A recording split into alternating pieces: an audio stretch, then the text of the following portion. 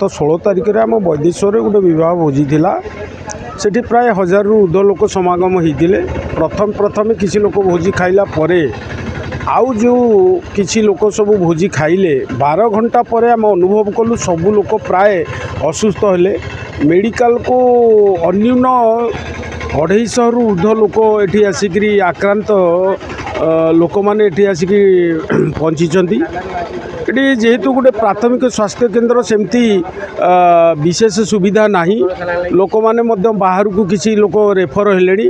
अत्यधिक गोटे क्रोनिक हो जाइए झाड़ा बांती मुंड बिंधा जर ये सबू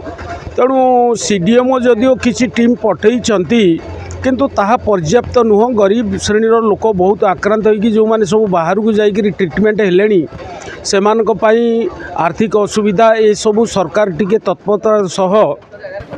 उन्नत मानर स्वास्थ्य सुविधा जोगे देवाई आम नवेदन करुचु कहीं बहु संख्यार लोक जितेबले ये आक्रांत होती से यथाशीघ्र आशु आरोग्य करने सरकार विहित पदक्षेप नियंतु से आम नवेदन करुचु सरकार।